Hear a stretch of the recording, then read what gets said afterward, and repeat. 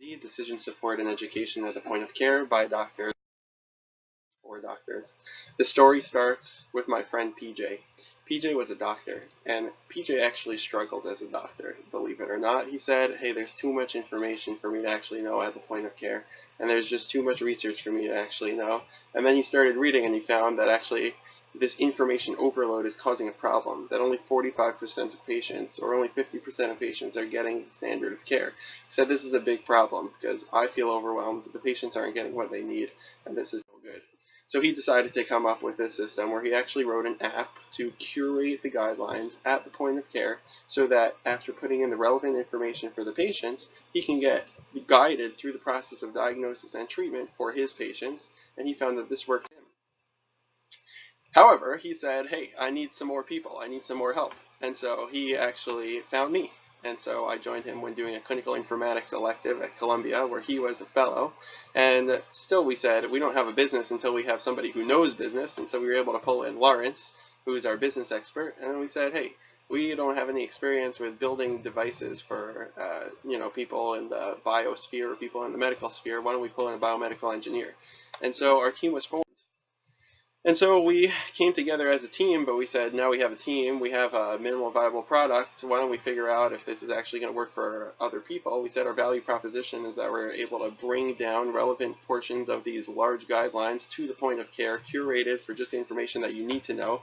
And so we spoke to a lot of docs, and we said, hey docs, are you guys interested in something like this? To speak to these docs, we actually released on the App Store our prototypes. And so cumulatively, our apps were downloaded about 30,000 times, and our monthly active users continued to increase over the course from when it was first released in 2016, when PJ just released it on his own, until the time that I joined about a year ago, and now we have about 700 monthly users. And so we said, hey, we're really validated in this.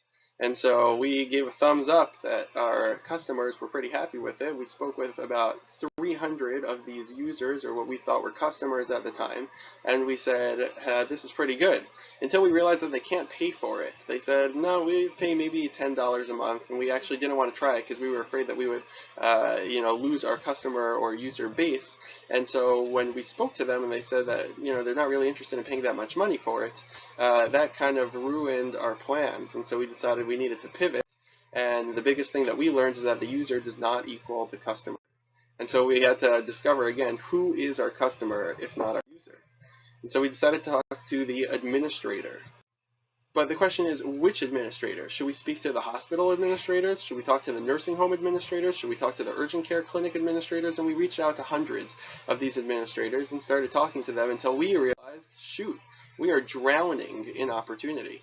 And there's just too many people to speak to, too little ability to be able to focus when we're talking to so many people. And so we said, hey, we know hospitals. Why don't we talk to the administrators of hospitals? And they told us, yeah, but we are interested in your value proposition of getting us more money and increasing the value of care. However, we need data. And so then that's when we realized that even though we have such user interest, we're really going to have to do something more formal. And so we pivoted again in the way that we were testing our app, and decided that we are not only going to have it available on the App Store, which we were doing, but that we actually, in order to make these direct sales to hospitals, are going to have to do clinical trials. And so we then formed relationships with different hospitals, including Englewood Hospital, where we're conducting a clinical trial, and Samsung Hospital, where we're starting to integrate our software into their electronic health record in order to actually get the results back of improving care. So this was yet another pivot. Then we realized, okay, if we're going to start integrating into the electronic health record and we're going to start making these sales to hospitals, we're going to actually have to have clinical modules which are going to have our data within it. And again, we were drowning. There's only our team of 4. How do we build so many clinical modules? We said, hey, why don't we actually, in order to build our modules, hire out a team to actually write the modules. And so again, we spoke with many of our different docs to see if we can hire them to code our modules. And they said, hey, we don't know coding. In order to hire the people who know coding, it's going to cost a lot of money.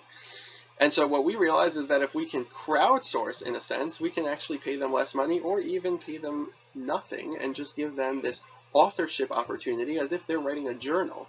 And so again, we went back to our customer base and we spoke with them, we pivoted again, and we said, hey, let's actually do this and see if we can write a playground software where doctors can code their own modules in order to get authorship as if they're writing a journal.